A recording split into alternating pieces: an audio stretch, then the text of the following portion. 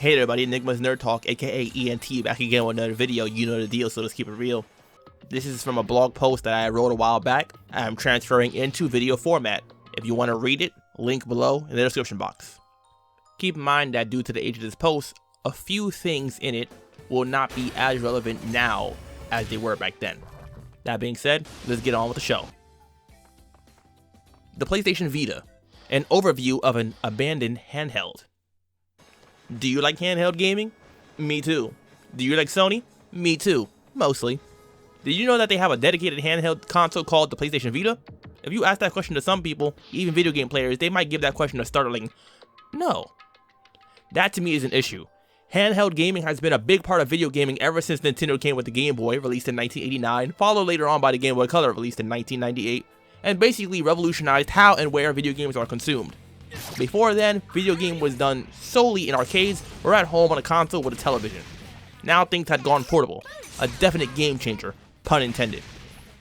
The year is now 2004. Sony has a share of the video game market fairly comparable to Nintendo, including the handheld market, although having second place in that race. The PlayStation Portable, being Sony's first handheld console, was a relative success. It did not top the chart, but it was by no means a failure as some other attempts by companies have been. It was graphically superior to the DS, and with that also came a higher price tag, which might have been part of the reason it sold less than its main rival. It, however, was the only handheld console I personally played at the time, so it was my favorite. Fast forward 8 years and comes the release of the Vita, the successor to the PSP. This boasted even more power than its predecessor, and once again its main rival, the 3DS, once again, a console by Nintendo. However, as strong as the console it was, it did not live up to the hopes of Sony. They quickly abandoned support of it, and it did not sell nearly as well as it could have. It lost first-party support quickly and was left abandoned. Third-party developers and gamers interested in the niche titles left fending for themselves. I just happen to be one of those people. Being an avid player of the Vita since first getting one a little under 3 years ago, now that would be about 7 years, I've been hard up sometimes at even finding physical copies of games in physical retailers. It has a severe lack of first-party titles, which is just disappointing from Sony. They've been a company that have owned every console they have released commercially, and still I will buy their next consoles because I enjoy the games, but when it comes to the Vita, it's clear that they have almost entirely given up on it. Updates are scarce, and it has little to no showing in major video game announcement shows, such as E3. This might sound all bad so far, but truly that is not the case. I'm going to list some pros and cons and run through them with my opinion being a Vita owner, because who doesn't like lists, right? This is based on the PS1000 model, not the 2000 model unless specifically noted. The 2000 model was released later on and has some differences in design, mostly minor things, but for someone new who has neither, they can make the difference. The 2000 has a slightly longer battery life, is slimmer, weighs a bit less, and has an LED screen instead of OLED. Also, it no longer has an option for 3G, Wi-Fi only. Now, some of the pros. Number 1, it feels good in the hands. It just feels right. When you hold a Vita, you truly do get the feeling that this is a well put together device. It fits just right in my hands and is quite comfortable to use even for extended periods of time. Secondly, remote play. This one is not something I use very often, but I admit that it is a quite useful feature. This lets you play PS4 games on your PS Vita, basically using it as a second screen and controller. The games I have tried it on myself have all worked just fine and did not take much getting used to. It's a pretty welcome function for anyone with a PS4 and is a good selling point for the Vita. Like, I remember one time I was away, like states away, my PS4 was at home, still hooked up, in rest mode, connected to the Wi-Fi, and I was somewhere else, connected to Wi-Fi where I was staying, and I was able to connect to my PS4 still, and turn it on with my Vita, hundreds of miles away, and like play a game if I wanted to. It was actually pretty cool. It does lag a little bit, it's not the fastest thing, of course, when you're that far away, and whatnot, but hey. Thirdly, screen size and display. Another very important detail. The screen size is about 5 inches, the same as a smartphone of this generation, which is nice and right. Not too big, not too small. The size makes it small enough to be pocket-sized and fit in many compartments, but also big enough to dedicate some time to playing on it without feeling like it's a strain. The display is nice and clear. Games look beautiful on it, especially compared to its competitor, the 3DS. It also has a touchscreen which works quite well in less web, as any touchscreen device typically does. Fourth, games. The most important part of any console. The games are one of the main draws to any console, and the Vita is no exception to that. Although lacking in first-party titles, it is still good to go in that department. It has many niche titles which fill a role that I and other Vita players enjoy quite well. If you're a fan of JRPGs, visual novels, DRPGs, and indie games especially, then this is easily a good choice for you. 5th, cross-buy and cross-save. These two features are not used often, at least by myself, but are pros for the console nonetheless. Cross-buy allows you to buy a game on one PlayStation console, PS4, the PS3, the PS Vita, and gives you a download for it on the other. Very useful for players who like to switch from the PS4 to the Vita or vice versa and not have to buy a game all over again. Also, it can come quite in handy in case something happens and makes one of the consoles unavailable to you for a time. You're not go without that game entirely. Cross-save is a feature that makes cross-buy all the better.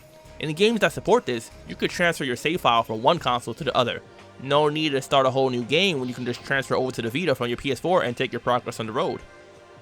6th, backwards compatibility. Some PS1 games and PSP games are backwards compatible with the PS Vita. Very useful function for players who want to play games from those consoles that are no longer available. However, this only works digitally, so you have to buy the games on the PS Store. Still well worth it though if you find yourself missing a classic title. Also, with all the sales that go on, those games are often included. I have quite a few of both on my Vita and found a good portion of them from sales myself. 7th, free online play. This one does not make a difference to me much because I do not play games online much anymore. However, for the more online focused gamer, this is a plus definitely. In a time where playing multiplayer is an extra fee, Xbox 360, Xbox One, and now PS4. Once again, this is a little bit dated, PS5 is out now. Being able to play with others without being charged is nice. However, there is a downside to playing on the Vita, which I will cover in a moment. 8th, not only for dedicated gaming. The PS Vita does indeed have some things to do on it besides gaming. It has some apps available such as Hulu, Crunchyroll, Twitch, and Netflix. It however lost a YouTube app and Maps app not too long ago. Those being two somewhat important apps, YouTube especially, as who doesn't watch videos on it nowadays. It might lose support for other apps in the near future, but as of right now, it still has them and that will be a plus. Once again, at the time of this writing, that was the case. Some of those apps have probably lost support as well since then, however. But this was still a pro at that point in time. Moving on to the cons. First up, lack of Sony support. This is of course one of the biggest issues with the console, its lack of support by Sony, the actual manufacturers of the device. It rarely gets any software updates. Also, there are no first-party titles being developed anymore, which I will go into detail in a moment. Secondly, games. This is a pro to me, but to be unbiased, I feel like I must mention. If you're looking for AAA games, a variety of shooters, Western RPGs, sports games, and things of that nature, then you will not find many here. Especially any of those that have been released more recently. A lot of the games on this console fit a niche that I didn't even know I would like until I tried them. But also thanks to the low sales, many games developed in Japan do not wind up getting localized for the West. So unless you don't mind playing games in Japanese, or you can read it, then you will wind up missing out on some games as well. Third, expensive proprietary storage. This is another big one, especially for those gaming on more of a budget. The Vita does not use standard SD cards unlike its rival the 3DS and most mobile devices. The memory cards it does use are considered pretty expensive by most Vita users, and some even state that the price of the storage is one of the reasons they do not buy a Vita themselves or why they limit the amount of digital games they buy. This in turn limits the actual sales of the console as well as the games, and overall negative for Sony as well as the players. Like seriously, freaking the storage is expensive. I got a 64 gigabyte storage card and that thing was like $80. A 64 gigabyte SD card was like what, like a quarter of that price or less? It's kind of ridiculous. Fourth, difficulty finding online players. As to be expected, with a console and games that don't sell as high, there's an issue when it comes to finding others to play with online. I've only played online with my Vita a handful of times myself, but from seeing the complaints and questions from others on various boards and communities about not being able to find matches, it's quite clear that it is a problem. Fifth, not much media coverage and advertising. If you're a person who likes to be in the know or follow trends, it might be a bit harder because the Vita rarely gets any coverage in things such as advertisements or anywhere in media really besides niche sites. You'll have plenty of people asking you, what is that? Or is that a phone? Yes, it has happened to me before a few times. It's no big thing really. It's actually the least hard-hitting of the cons probably, but it's still all a preference. If you prefer, it can be a pro too. You could feel like you're part of a special group of people with esoteric knowledge of some gaming console that no one else has heard of. You know? I've been asked a few times, that's your phone? Is that, what is that? I'm like, no, it's a Vita. What's that? Okay, never mind. It's a gaming console by Sony. Yeah, you know, sometimes it can get annoying if you're out in public playing it, but hey. Overall, it's not that big of a deal as it doesn't affect the actual games and things of that nature itself. Overall, I'd recommend the Vita as a dedicated gaming device only to certain people, definitely not to all players. As previously stated, the genres of games you're having an easier time finding on the Vita are JRPGs, visual novels, and also ports of older games remastered or remade for the Vita. I have plenty of games to recommend for it, but that will be left for another time. If you own a Vita and or have any questions or comments about it, feel free to leave them in the comment section below. What do you think about the games that it has? Do you like them? You know, or perhaps you sold your Vita to buy another console or something else entirely? Hey, feel free to leave your Vita story and I'll read it and check it out. As you're probably well aware, I'm in full support of the Vita. I think that it has had a lot of potential to become more of a powerhouse in the gaming market. However, it's been underutilized by its developers and ignored by video gamers and developers due to its lack of advertisement and its other issues, which all would have been recoverable things if a change of strategy or more focus was put into the handheld. Sony's focus shifted to the PS4 and PSVR, leaving some people to truly feel that the console is dead. I disagree. It might be abandoned, but it is definitely not dead by any means.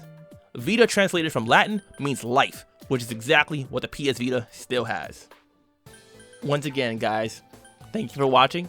Subscribe to the channel if you have not done so already. Click the thumbs up button if you liked the video. Follow the channel on Twitch, Instagram, and Twitter. And of course, this is ENT, and I am OUT.